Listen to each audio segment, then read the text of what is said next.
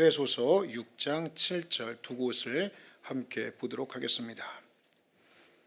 골로새서 3장 23, 24절 그리고 에베소서 6장 7절 말씀입니다.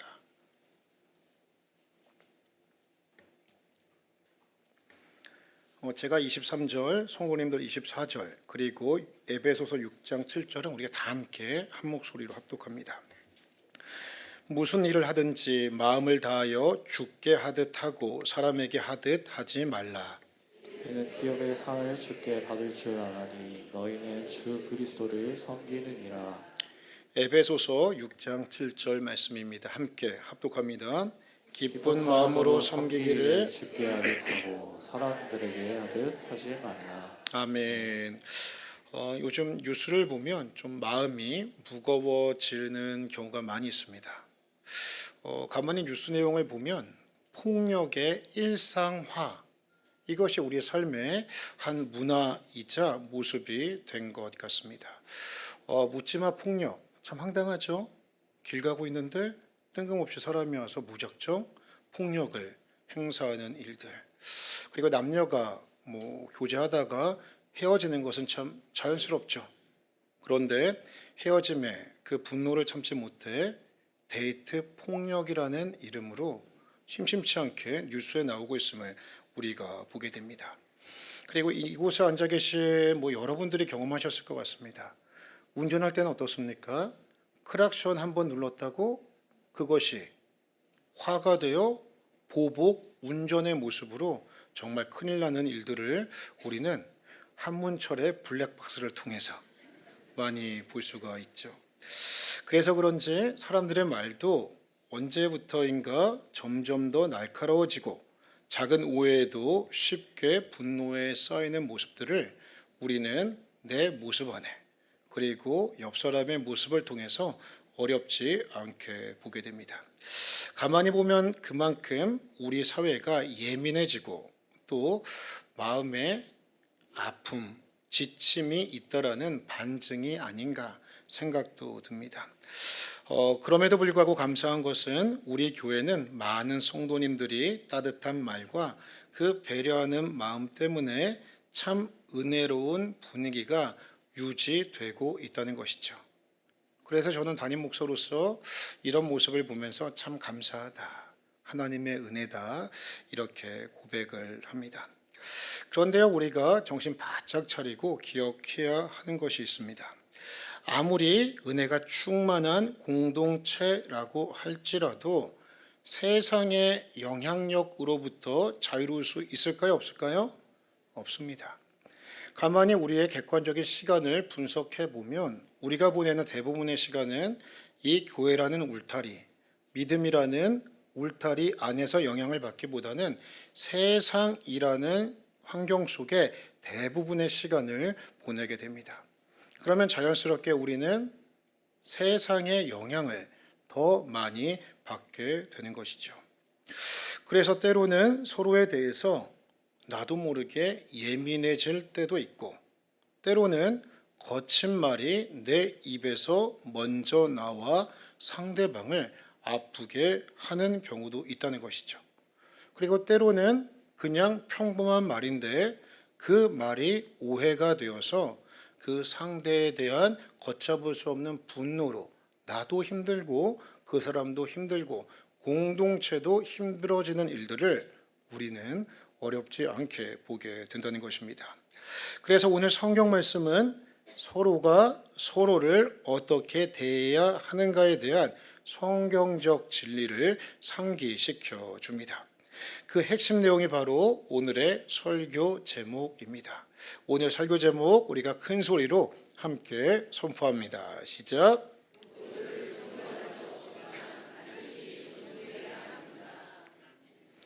우리 옆에 있는 분들 이렇게 한번 격려하고 결단하겠습니다. 지금보다 더 존중하겠습니다. 꼭 그렇게 하셔요. 아시겠죠? 꼭 존중하셔야 됩니다. 오늘은 교회 절기로 따지면 앞서 말씀드렸던 것처럼 예수님의 성탄과 재림을 기다리는 대강절입니다. 이 대강절을 맞아서 이 땅에 예수님께서 오심을 기억하고 왜 성도는 서로를 존중해야 하는가? 그리고 그 존중이 우리의 삶 속에서 어떤 모양새로 태도로 나타나야 하는가를 함께 나누며 은혜 받도록 하겠습니다. 성도는 왜 다른 사람을 존중해야 하는가? 첫째, 성경은 구원받은 성도들을 예수님의 핏값으로 산 존재로 보기 때문입니다. 성도를 어떠한 시각으로 보신다고요? 예수님의 핏값으로 산 존귀한 존재로 성경은 정의하고 있다는 것이죠. 성도에게 다른 사람에 대한 존중은 그 사람이 어떤 사람인가라는 조건에서 시작되지 않습니다. 마치 우리가 결혼 컨설팅 그 업체 하는 것을 보면 사람의 조건을 가지고 A, B, C, D 등급을 나누어서 그 사람을 매칭시키는 것처럼 성경은 이와 같지 않다는 것이죠. 세상은 사람에게 점수를 매겨서 그 사람을 평가하지만 성경은 사람의 가치를 가장 중요한 한 가지 출발점에서 정의합니다. 에베소서 1장 7절 말씀을 보면 우리는 그리스도 안에서 그의 은혜의 풍성함을 따라 그의 피로 말미암아 속량 곧 죄 사함을 받았느니라. 그의 피는 바로 예수 그리스도의 보혈이죠. 예수 그리스도의 보혈이 내 죄값을 대신 지불함으로 말미암아 내가 십자가에 달리진 않았지만 예수님께서 대신 달려 죽으심으로 하나님께서는 예수님의 달려 죽으심을 통해 내가 그것을 믿으면 내 죄사함을 허락해 주신다 말씀해 주시는 것이죠. 이거 참 놀라운 은혜입니다. 그리고 이것을 의심 없이 믿을 수 있다는 것은 하나님께서 주신 특별한 축복인 줄로 믿습니다. 그리고 또한 요한계시록 5장 9절 말씀을 보면 일찍이 죽임을 당하사 각 족속과 방언과 백성과 나라 가운데에서 사람들을 피로 어떻게 하셨대요? 사셨다라고 말씀하고 있습니다.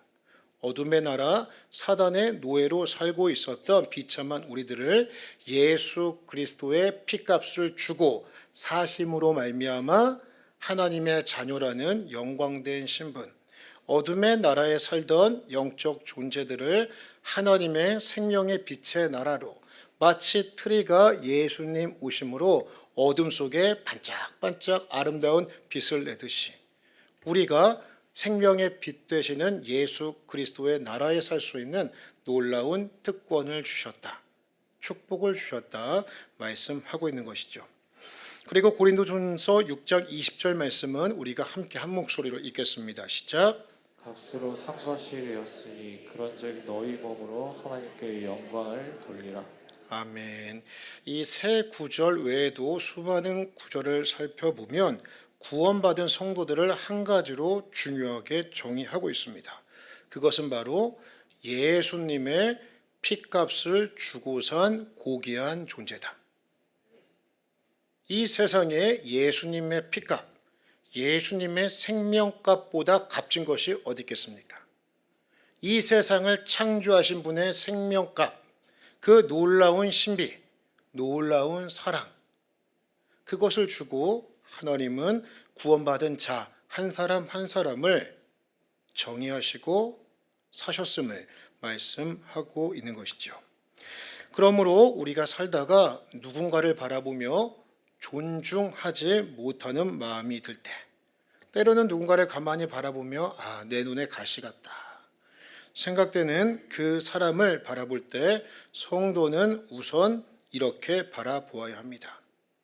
이 사람은 예수님의 핏값으로 산 고귀한 존재다.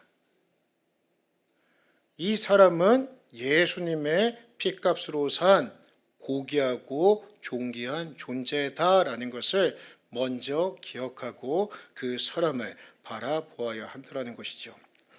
왜냐? 예수님께서 그 사람을 위해 흘리신 그 보혈이 내 감정보다 더 크고 내 생각과 기준보다 더 무겁기 때문입니다. 그래서 우리가 다른 사람에 대한 존중이라고 하는 것은 그 사람의 됨됨이 때문이 아니라 예수님 때문에 하게 되는 신앙 고백, 그것이 바로 내 옆사람, 내 남편, 내 자녀에 대한 존중의 신앙 고백이라고 할 수 있는 것이죠. 오늘 본문은 우리에게 이렇게 말씀합니다. 우리가 골로새서 3장 23절과 24절 말씀을 보시면 무슨 일을 하든지 마음을 다하여 주께 하듯 하고 사람에게 하듯 하지 말라. 이는 기업의 상을 주께 받은 줄 아나니 너희는 주 그리스도를 섬기느니라. 에베소서 6장 7절을 함께 했습니다. 시작. 기쁜 마음으로 섬기기를 주께 하듯 하고 사람들에게 하듯 하지 말라. 이 두 구절의 공통된 강조점은 한 가지입니다. 그것은 무엇이냐?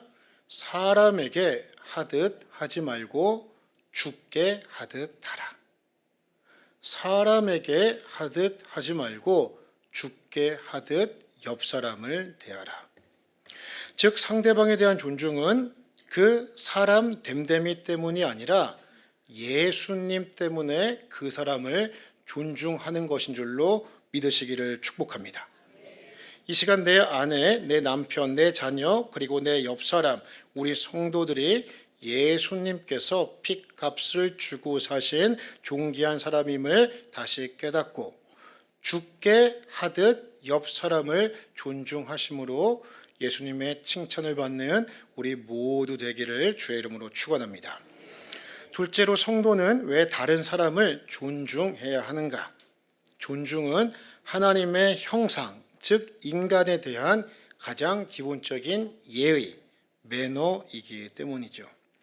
성도에게 사람을 존중하는 태도는 그 사람의 배경, 성향, 능력과는 상관이 없습니다. 모든 인간을 성경적 기준에서 보는 데서 성도는 사람을 바라보는 인간관을 출발해야 하는 것이죠. 성경은 인간의 가치, 이것을 조건이 아니라 창조에서 찾고 있습니다. 성경은 인간의 가치를 어디에서 찾는다고요? 조건이 아니라 창조에서 찾고 있다는 것이죠.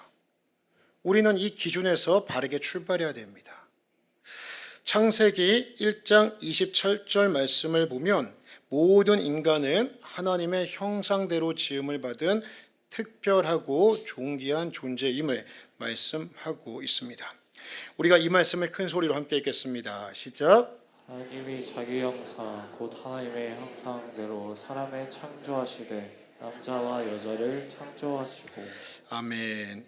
이처럼 인간의 가치는 그 사람의 조건이 아니라 창조자인 하나님으로부터 시작되는 것이죠. 하지만 가만히 내 옆 사람을 바라보시고 나를 바라보시고 나와 함께하는 그 분을 바라보시면 좋겠습니다. 그분과 그 사람을 바라보면 그분 안에 아름다운 하나님의 형상이 존재하고 있습니까? 이렇게 대답이 없습니까? 이러면 안 되는데. 예, 당연한 겁니다. 예, 정확한 대답이시고 솔직한 대답입니다. 그 이유가 있습니다. 성경은 단순히 인간을 아름다운 존재로만 묘사하지 않는다는 것이죠. 안타깝게도 인간 안에는 이중성이 존재합니다. 이 이중성이라고 하는 것은 무엇이냐면 하나님의 형상대로 지음받은 인간 안에 인간의 죄성으로 말미암아 타락하고 변질된 존재가 되었다라고 하는 것이죠. 그래서 성경은 인간을 바라볼 때에 모든 인간은 죄성으로 말미암아 하나님의 형상이 변질된 죄인이라는 대전제 속에서 깨어진 하나님의 형상, 즉 선과 죄성이라는 악이 공존하는 이중적인 존재로 보고 있다는 것입니다. 그래서 우리는 이러한 이중성 때문에 때로는 성품이 거친 그 어떤 사람, 그리고 때로는 배려 없이 말하는 그 사람을 볼 때, 때로는 행동이 미숙하고 무례한 사람을 대할 때 그 사람을 존중하는 것이 쉽습니까? 어렵습니까? 여간 어려운 것이 아니라는 것이죠. 하지만 그럼에도 불구하고 우리는 성도로서 하나님의 말씀을 기준으로 그 사람을 바라보아야 한다라는 것이죠. 내 안에 있는 죄성 때문에 내 성에 차지하는 그 사람을 무시해도 된다? 성경은 절대 허락하지 않는다는 것입니다. 오히려 그 사람 안에 죄성이 있음에도 불구하고 그 사람 안에 남겨져 있는 하나님의 형상, 그것을 바라보고 그 사람을 존중할 것을 성경은 명하고 있는 것이죠. 이것을 야고보서 3장 9절과 10절은 분명히 보여줍니다. 우리가 9절과 10절 말씀을 함께 한 목소리로 합독합니다. 시작. 이것으로 우리가 주 아버지를 찬송하고 또 이것으로 하나님의 형상대로 지음을 받은 사람을 저주하나니 한 입에서 찬송과 저주가 나오는도다. 내 형제들아 이것이 마땅하지 아니하니라. 아멘. 내 형제들아 이것이 마땅하지 아니하니라. 무엇이 마땅하지 않습니까? 9절을 보니까 이것으로, 이것은 바로 혀입니다. 혀. 그리고 내 입에서 나오는 말입니다. 말. 이것으로 우리가 주 아버지를 찬송하고 또 이것으로 내 혀로 내 말로 하나님의 형상대로 지음받은 사람을 어떻게 한대요? 저주하나니. 그럴 수 있다는 거예요. 우리 모습이지 않습니까? 근데 10절 보십시오. 한 입에서 찬송과 저주가 나오는도다. 그러나 형제들아 이것이 마땅하지 않다. 옳지 않다. 성도에게는 맞지 않는 옷과 같다. 이것을 전하고 있는 것이죠. 성도는 기본적으로 다른 사람을 존중해야 합니다. 그 사람의 말투가 거칠고 나와 성향이 달라도 성격이 조금 모난 부분이 있어도 나와 코드가 맞지 않아도 그 사람을 존중하는 태도를 절대로 잊어서는 안 되는 것이죠. 에베소서 2장 10절 말씀을 보면 구원받은 성도들을 다음과 같이 표현합니다. 성경에 보면 참 아름다운 단어들이 많이 있는데 제가 개인적으로 좋아하는 그리고 참 은혜로운 단어 가운데 하나입니다. 우리가 2장 10절 말씀을 한 목소리로 함께 읽겠습니다. 시작.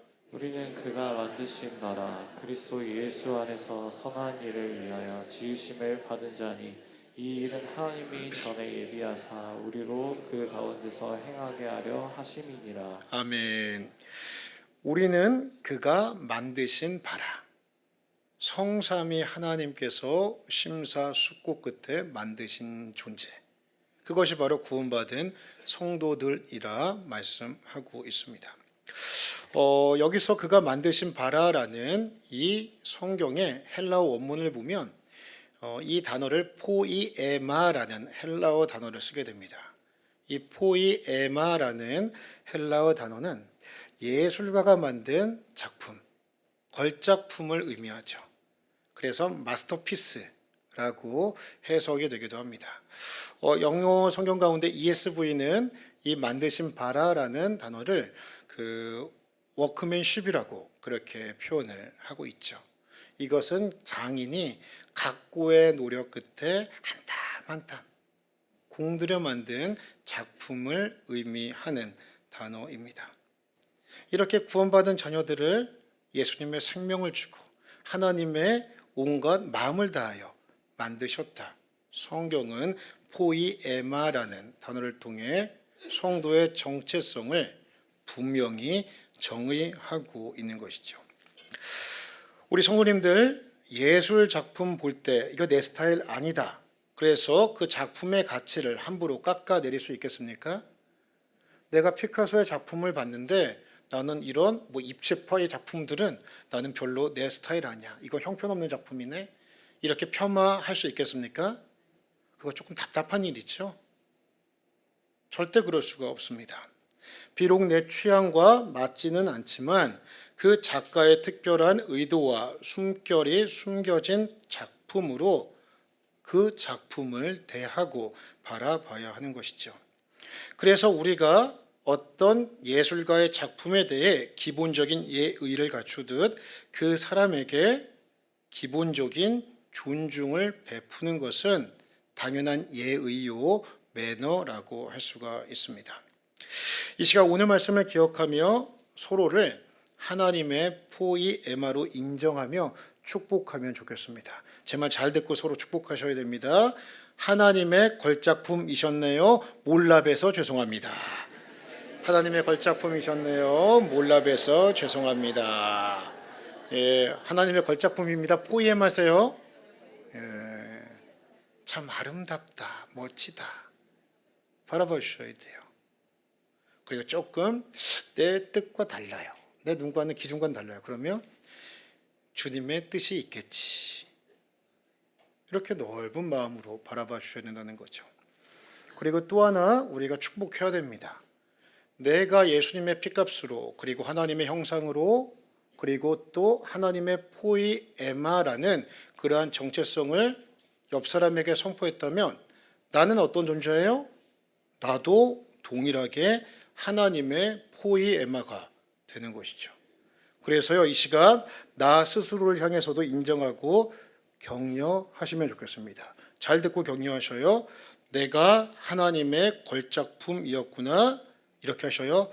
홀대해서 미안하다. 자, 함께 하겠습니다. 내가 하나님의 걸작품이었구나. 홀대해서 미안하다. 해주셔요. 나를 기뻐하셔야 돼요. 옆 사람이 걸작품이면 나도 하나님의 걸작품 포이에마예요. 그런데 우리 성도님들 가만히 보면 옆 사람은 축복하고 많이 환대하는데 나 스스로는 그렇지 못하는 성도들이 의외로 많이 있어요. 나 자신한테 사과하세요. 아시겠죠? 그리고 이 시간 다시 한번 기억하셔요. 아, 나도 하나님의 걸작품이었구나. 내가 홀대해서 미안하다. 이렇게 축복해 주십시오. 이 시간 존중이라고 하는 것은 하나님의 형상인 인간에 대한 기본적인 매너요, 예의임을 깨닫고 다른 사람과 나를 더욱더 존중하시는 하나님의 포이에마들 다 되시기를 예수님의 이름으로 축원합니다. 마지막 셋째로 성도는 왜 다른 사람을 존중해야 하는가? 이 존중이라고 하는 것은 예수님을 닮아가는 제자의 길이요 성화의 과정이 되기 때문입니다. 오늘 본문인 골로새서 3장 24절 말씀은 이렇게 말씀하죠. 우리가 함께 읽겠습니다. 시작. 이는 기업의 상을 주께 받을 줄 아나니 너희는 주 그리스도를 섬기느니라. 이 구절을 보면 두 가지를 연결하고 있습니다. 내가 다른 사람을 대하고 다른 사람과 관계를 맺는 이 존중의 태도가 누구와 연결이 되어 있어요? 예수님을 대하는 섬김의 태도와 연관이 되어져 있다는 거예요. 즉 이것은 무엇이냐? 내가 내 옆 사람을 대하는 태도가 곧 예수님을 섬기는 태도가 된다. 예수님은 이것을 이렇게 보신다. 라고 말씀하고 있는 것이죠. 예수님은 공생의 기간 동안 높은 자나 낮은 자를 차별하지 않으셨습니다. 부자라고 사회에서 높은 지위가 있다고 그 사람을 더 존중해주고 가난하다고 그 사람을 좀 홀대하고 무시하지를 않으셨다라는 거예요. 어린아이에게도 특별히 당시에 인간 취급을 받지 못했던 세리와 창녀들에게조차 예수님은 동등하게 존중하시고 대하셨다라는 것이죠. 오히려 예수님은 가장 낮은 자, 연약한 자를 더 가까이 하셨음을 우리는 볼 수 있습니다. 무언가 가지고 있는 자들, 무언가 그럴듯한 자들은 예수님 앞에 함부로 쉽게 나옵니다. 예수님께 함부로 합니다. 자기가 가진 것이 있으니까, 믿는 구석이 있으니까. 당시의 종교 지도자들, 권력자들이 그랬습니다. 오히려 가난한 자들은, 숫기 없는 자들, 내형적인 사람들은 예수님 앞에도 나오지 못해요. 그래서 연루의 혈류병을 앓았던 그 여인은 예수님 앞에 나오고 싶은데 말씀 한마디 걸고서 내 병 좀 고쳐달라고 하고 싶은데 그 말하는 것이 두려워서 내가 예수님 그 말할 수 없으니 예수님 옷자락만 만져도 나음 입을 것이다. 이 믿음 가지고 주님 앞에 나갔단 말이죠. 가만히 보시면 예수님은요, 연약한 자, 가난한 자, 힘없는 자들에게 먼저 다가가셨어요. 듣지 못하는 자들에게는 주님께서 내가 당신에게 놀라운 치유의 기적을 행하실 것이라고 듣지 못하니까 손가락을 넣어서 하나님의 기적의 역사의 전조를 허락해 주셨고, 말하지 못하는 자에게는 진흙을 이겨서 그의 혀에 터치하여 주심으로 하나님의 놀라운 믿음의 역사를 위한 믿음의 준비를 행하도록까지 주님께서는 그들을 가까이 하셨고 품어 주셨다라는 것이죠. 예수님은 그 사람의 수준을 보고 대하신 것이 아니라 그 사람의 존재 그 자체를 보고 그 사람을 대하셨던 것입니다. 그러므로 상대방에 대한 존중은 단순한 매너의 문제가 아니라 예수님을 닮아가는 성화의 길이자 제자의 길임을 믿습니다. 별로 안 믿으십니까? 상대방에 대한 존중의 마음은, 존중의 태도는 예수님을 닮아가는 성화와 제자의 길임을 믿습니다. 이걸 믿으셔야 돼요. 그래서 우리의 일상의 관계 속에서의 제자 훈련, 그리고 주님 닮아가는 영적인 훈련이 삶 가운데 일어나야 하는 것이죠. 내 남편에 대해서, 내 아내에 대해서, 내 옆 사람에 대해서, 내 눈에 가시 같은 자꾸만 또 목에 생선가시처럼 걸리는 그 사람에 대해서, 이 사람도 하나님의 사람이구나, 주님은 어떻게 하실까? 오늘 존중을 위한 세 가지 삶의 적용을 한번 살펴보도록 하겠습니다. 왜냐? 존중이라고 하는 것은 예수님처럼 반드시 외적으로 드러나기 때문이죠. 성도의 존중은 세 가지 영역에서 보여져야 합니다. 먼저는 그 존중은 말로서 표현이 되어야 합니다. 정중한 말, 따뜻한 말투, 상대의 말을 끊지 않는 경청, 그리고 저주와 비판의 말이 아니라 축복의 말, 그리고 칭찬과 격려의 말이 상대를 존중하는 사람의 입에서는 터져 나와야 한다는 것이죠. 우리가 잠언 16장 24절 말씀을 큰 소리로 함께 읽겠습니다. 시작. 사악말은 꿀송이 같아서 마음에 달고 뼈에 양약이 들리리라. 이 시간 우리 한 분 한 분의 혀가 꿀송이처럼 달아 듣는 자들에게 양약과 같은 은혜가 있기를 주의 이름으로 축원합니다. 이 말씀을 묵상하면 참 은혜가 돼요. 어떤 사람의 말을 들으면요, 참 꿀송이처럼 단 사람들의 말이 있습니다. 그리고 그 사람의 말을 들으면요, 내가 형편없고 조금 별로였는 것 같았는데 그 사람의 말을 들으면 내가 꽤 괜찮은 사람이네, 내가 근사한 사람이네, 이렇게 마음의 온도가 쑥쑥 올라가게 된다라는 것이죠. 오늘 말씀이랑 똑같습니다. 그 사람의 말이 무엇이 된 거예요? 보약이 된 건 줄로 믿습니다. 보약 먹으니까요, 그 사람의 마음이 든든해지는 거예요. 단단해지는 거예요. 강해지는 거예요. 그리고 존중은 배려로 표현이 되어야 합니다.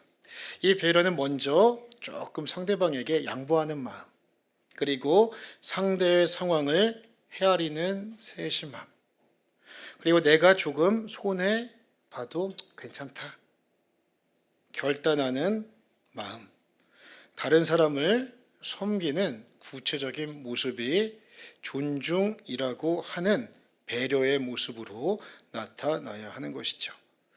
이것을 갈라디아서 5장 13절은 다음과 같이 말씀합니다. 우리가 함께 읽겠습니다. 시작. 형제들아, 너희가 자유를 위하여 부르심을 입었으나 그러나 그 자유로 육체의 기회를 삼지 말고 오직 사랑으로 서로 정노릇하라. 아멘. 우리가 자유하지만 서로 자유함이라고 하는 자기 중심성, 이기성을 내려놓고 오직 사랑으로 서로 종노릇하여 섬기는 것이 마땅함을 말씀하고 있는 것이죠.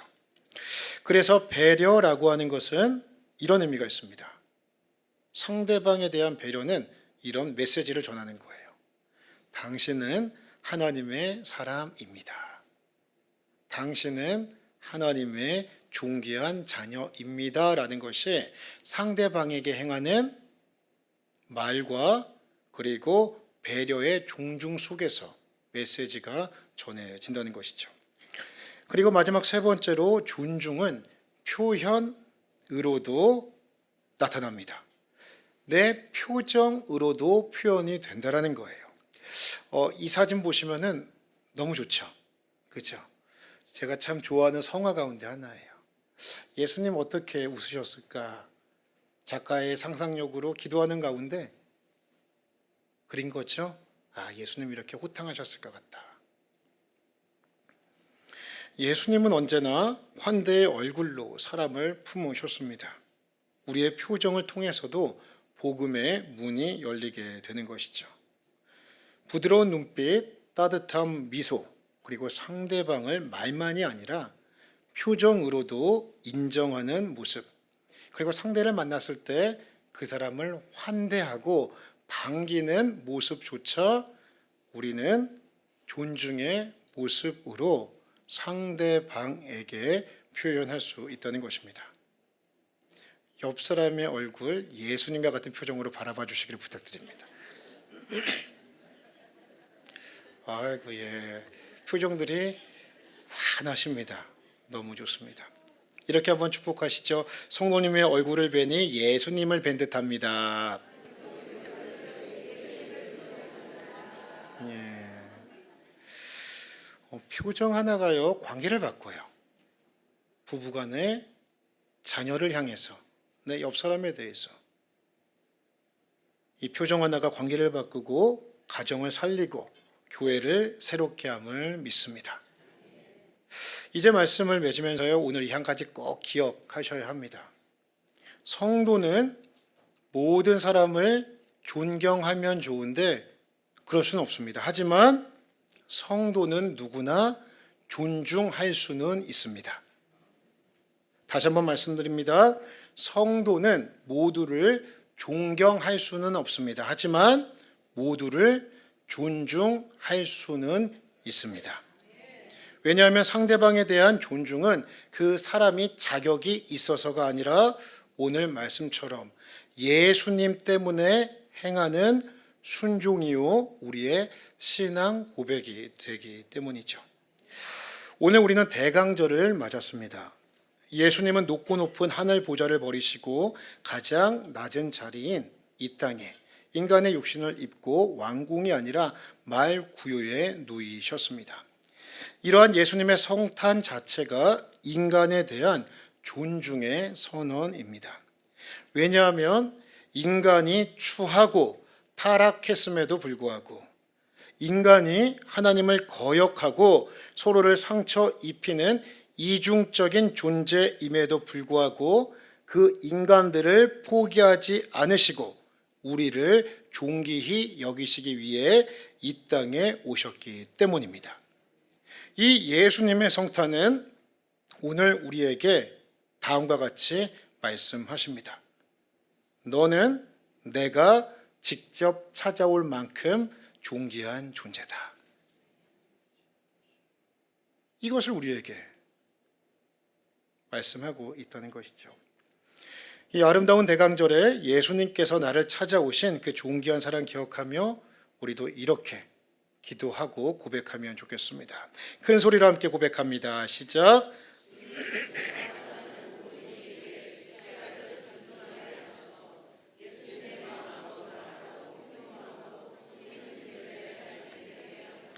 바라기는 우리 고향 신일교회가 존중을 넘어 서로를 진심으로 존경할 수 있는 가정, 공동체로 지금도 충분히 아름답지만 더욱 아름다워지는 은혜가 있기를 예수님의 이름으로 축원합니다.